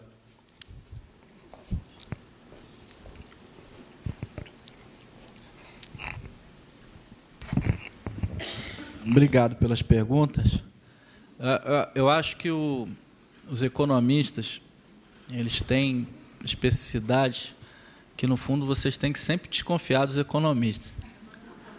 Cada economista devia vir com uma estrelinha, aquelas estrelinhas que tem embalagem, que pequenininho, né, dizendo as origens ideológicas, a formação. Porque a maioria dos economistas fala um monte de besteira com fundamentação absolutamente ideológica e não se assume, né? E com uma terminologia que as pessoas não acessam, né? Faz parte do... Aliás, os juristas também, né? Os juristas também têm esse problema. Mas, indo para as perguntas, eu acho que várias delas citaram a Constituição de 88, e, de fato, pode ter algumas interpretações. Tem gente que diz que a Constituição de 88 foi um ponto fora da curva na história brasileira, né? E, de fato, foi uma... Você estabelece um estado de bem-estar meio tardio do ponto de vista internacional, né? Os países europeus já estavam desmontando o estado de bem-estar social, já era uma onda neoliberal, Thatcher, Reagan, que já estava caminhando, mas a gente tardiamente decidiu pela essa implementação. E ela começou logo do início a sofrer críticas pesadas, né? Inclusive, o governo Fernando Henrique, a relação dele com a Constituição está aí um tema interessante, porque a pergunta sua, Eduardo, é o Eduardo? Não, quem que pergunta? O Renato. Não, o Fernando Henrique, de fato, mas ele não desrespeitou a essência. O gasto social aumentou no governo Fernando Henrique. Ele fez medidas extremamente neoliberais, do tipo abertura comercial, abertura financeira, que não eram, vamos dizer assim, antidemocráticas, no sentido de que havia uma esperança em um modelo neoliberal, que se traduziu nas urnas, a ideia de modernizar um discurso, coisa que não há hoje, porque isso se mostrou um fracasso em vários lugares do mundo. Mas ele fez reformas neoliberais fundamentais, no sentido de reformas de abertura comercial, abertura financeira, privatização de algumas empresas, mas ele não mexeu na questão do gasto social. Ele não fez o que esse governo está fazendo. Acho que o que esse governo está fazendo é mais radical do que o que ele fez. E, de fato, a Constituição tinha a previsão de órgãos de controle que pudessem garantir uma estabilidade institucional, e esses órgãos de controle viraram um monstro. Hoje em dia, você não governa mais. Cá entre nós, um presidente eleito do campo de esquerda não governa. Ele não governa. Os órgãos de controle vão estar em cima dele. Você criminalizou a política fiscal de uma maneira impressionante e você não governa sem mudar isso. Você tem que fazer uma reforma do Estado. Se isso está na Constituição de 88, ou se isso é uma decorrência, eu não saberia te dizer.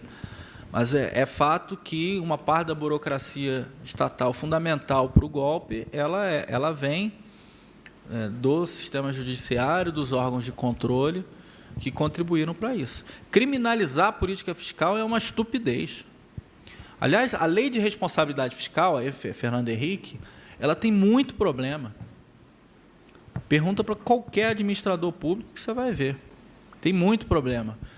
E o que acontece hoje no Brasil, que é perigoso, todo mundo que tem um processo nas costas, que todos que estiverem em cargos executivos têm processo nas costas, estão sendo criminalizados também. Inclusive com aplicativos na internet que você vê quantos processos o fulano tem. Mas é que a justiça ela tomou uma proporção tão grande que engessou a gestão pública. Então, esse é um problema grave no Brasil que tem que ser enfrentado. E agora a gente tem 3 regras fiscais. Tem a regra de ouro, tem a regra de superávit, tem a emenda do teto. Não tem como respeitar essas 3 emendas. Só um governo de direita que faça acordos com a burocracia estatal que consegue passar por isso. Senão, esquece. Um governo de esquerda vai ser derrubado no primeiro ano. Tal engessamento que a gente chegou. Hein?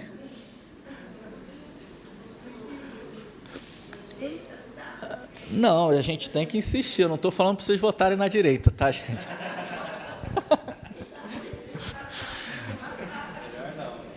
Não, eu acho que é um processo de amadurecimento, um debate que a gente tem que fazer e pensar também nos cargos do Legislativo. Eu, particularmente, acho que tem que fazer uma campanha para a revogação das medidas que foram implementadas, em particular a Emenda Constitucional 95 e a reforma trabalhista, porque essas duas são muito perversas. Eu acho que a gente consegue ganhar opinião pública, dado as pesquisas que eu mostrei aqui. E essa campanha ela não tem que ser só com os candidatos à presidência, ela tem que ser com os candidatos ao Legislativo. O sujeito tem que concordar, tem que ter um carimbo de que ele aceita colocar em votação via plebiscito tal emenda. Então, acho que começa por aí e pensar uma reforma de Estado. Porque isso, inclusive, afeta todo mundo. Afeta, inclusive, a turma da direita. Então, isso é importante.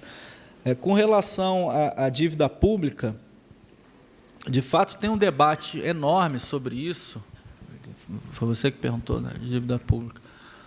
E não tem número mágico para a dívida pública, tá, gente? Não tem nenhum economista que vai dizer, tal número está muito alto, tal número está muito baixo, tal número é o número ótimo. Inclusive, teve um economista conhecido que fez isso, fez um estudo dizendo que acima de 60% de dívida PIB começava a dar problema de crescimento econômico.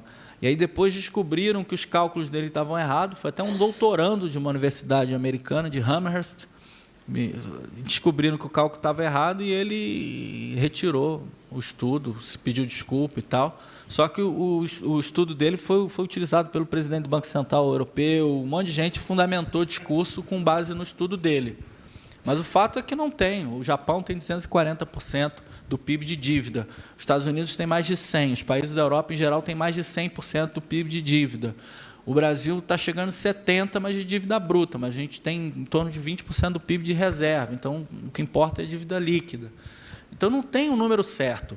E depois, gente, dívida pública, a gente não pode tornar isso um tema moral. Inclusive, tem grupos da esquerda que fazem um debate nesse sentido. A ideia de pensar um dividômetro, um troço... Não, dívida pública é um negócio da essência do capitalismo. Não tem capitalismo sem dívida pública. A não ser no momento que a gente supere o capitalismo, a moeda e o Estado, aí acabou a dívida pública. Tá? Mas sem isso, se você colocar, por exemplo, teto para a dívida pública, né, é mais um imbróglio que você tem, que você vai ter que parar o Estado e cortar gasto social e fazer com que o hospital pare de funcionar. A dívida não é um problema moral.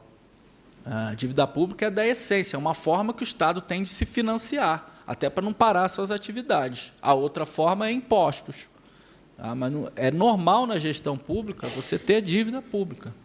É absoluta. Aliás, o dinheiro que está no bolso de vocês é dívida pública, é passivo do Estado. Então, a gente não pode pensar esse tema como um tema moral, né, que tem que reduzir a dívida. O problema do Brasil não é a dívida, o problema são os juros. O que remunera a elite e os rentistas e os bancos é os juros. Evidentemente que é os juros da dívida, mas o problema é que os juros é excessivamente alto, não é o tamanho da dívida. A dívida, inclusive, historicamente, os estados rolam as dívidas, não pagam as dívidas. Diferente mais uma vez, a diferença entre orçamento doméstico e orçamento público. Então, esse é o recado com relação à dívida pública. E aqui tem a questão do João, da política externa. De fato, tem o golpe, eu não explorei muito esse lado, mas o golpe ele é antinacional e ele é entreguista. Ele é um golpe que não se preocupa com as questões nacionais e abre espaço para as empresas estrangeiras. Eu acho que, de fato, essa é uma questão fundamental e que pode ter gerado influência externa, sim, no golpe. Sem dúvida. A política externa dos governos Lula e Dilma, elas tinham ambições, pretensões hegemônicas, tinham uma ideia de solidariedade regional com a América Latina, tinham uma ideia... Hegemônicas eu falei errado, mas ambições no sentido de articular internacionalmente para fazer frente a um centro. A ideia de centro e periferia, pensar articulação com os BRICS, por exemplo, pensar acordos com o Sul, pensar acordos de colaboração com a própria África. E isso, evidentemente, não agradava a todos. E a política externa agora é completamente diferente. O que também não agrada a todos da burguesia nacional. Porque muitos setores dependem de proteção, muitos setores dependem de uma política industrial, uma política do Estado. Então, isso também pode gerar uma série de conflitos. A questão da legalidade, que me foi colocada aqui, eu acho que a questão da legalidade é uma questão, não me interpretem mal, mas para definir golpe é uma questão menor, no sentido que a legalidade ela sempre vai ser algo supérfluo, algo que cada um vai interpretar de um jeito. O Supremo Tribunal Federal, na ditadura militar, ratificou o AI-5, ratificou a lei da censura. Estava legal, nesse sentido específico do termo. Muitas das coisas que a gente está vendo aqui estão sendo carimbadas como legal. E a história vai fazer justiça com relação a isso. O JK, em 64, ele foi perseguido, foi impedido de se candidatar, porque ia ter eleição em 65, depois não teve, por causa de um triplex, não foi? A história é exatamente essa, um triplex. Depois ele foi preso em 68. E a gente lembra do JK como aquela figura, aquele estadista que construiu Brasília, etc., etc. Agora, a legalidade daquele momento fez tudo isso com ele. Então, a questão do golpe, ela não passa diretamente pela legalidade. Eu acho que isso ajuda a gente no debate. Porque quando alguém fala, mas o Supremo... Não, mas não é a questão da legalidade.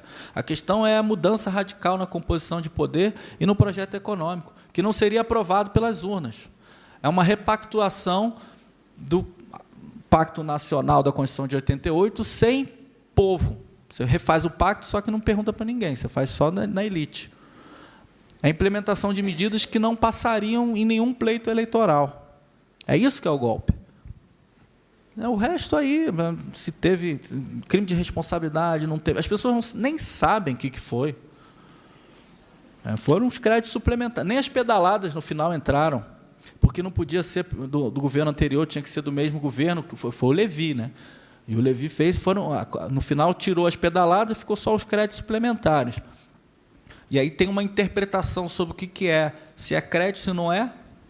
Se o banco paga um projeto social e o governo atrasa o pagamento, bom, se eu atrasar o pagamento da minha conta de luz, eu sou credor da CPFL? Acho que não, né? Sou credor da CPFL? Ao contrário, a CPFL é minha credora? Acho que não, né? Tem uma interpretação jurídica aí, não sei. Alguém vai dizer que juridicamente que é como se a CPFL tivesse me emprestado dinheiro. Nunca me emprestou dinheiro a CPFL. E eu já atrasei a conta várias vezes. Foi isso que interpretaram. O governo federal atrasou o pagamento de bancos públicos, como a Caixa continuou fazendo política social, e aí interpretaram que foi um crédito do banco, sendo que o banco público não pode ser credor do governo federal por lei. É isso, legalidade. Aí algum vai dizer que sim, outro vai dizer que não, e fica por isso mesmo. Mas eu acho que o golpe em si é essa mudança radical, política e de projeto econômico. Por fim, aqui uma questão até que eu deixei passar, a coisa do crescimento, que me foi perguntada. A gente vai recuperar o patamar de 2014 em 2021 ou 2022. Vai crescer? Não tem como ficar caindo o PIB desse jeito. A gente tem uma coisa que chama capacidade ociosa, máquinas paradas, pessoas desempregadas. A crise ela não consegue ser indefinida. Por pior que seja a política econômica, algum crescimento a gente pode ter. E crescimento pode ser extremamente perverso, e vai ser perverso.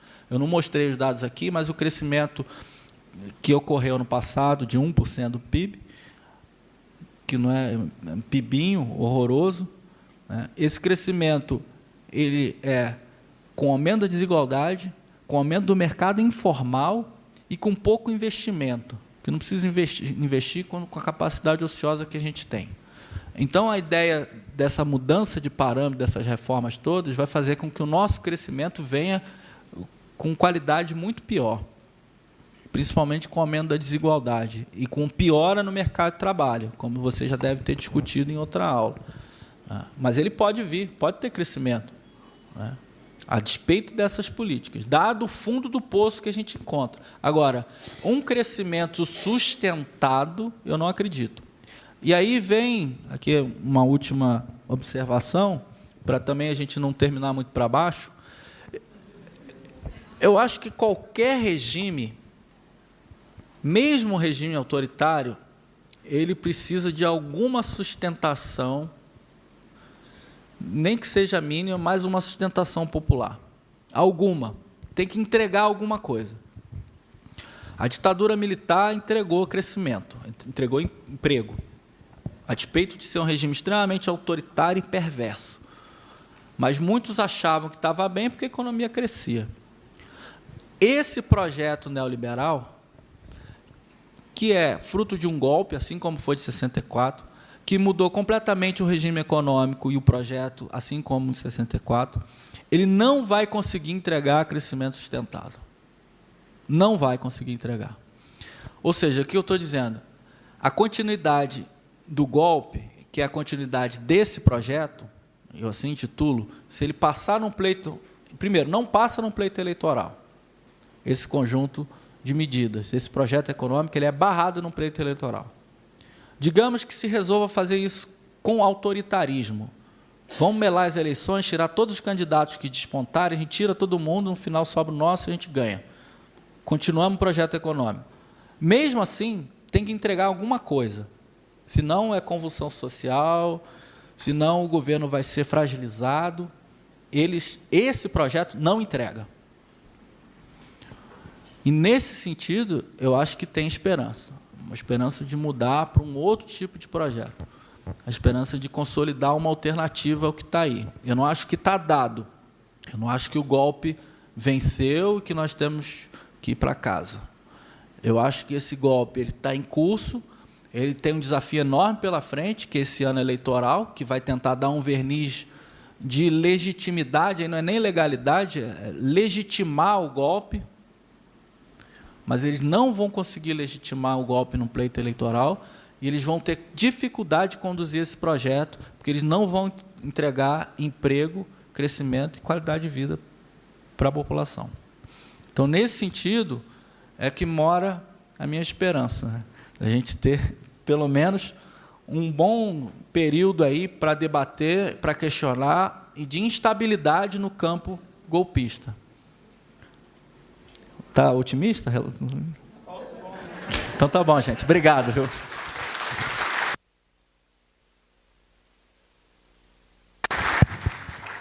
Queria agradecer ao Pedro por essa aula, pela participação dos debates, as perguntas do público, o debate, e nos vemos, então, na próxima semana. Obrigado. É verdade, amanhã, ainda tem mais uma. Então, nos vemos amanhã. Eu não estarei aqui, mas vocês estarão.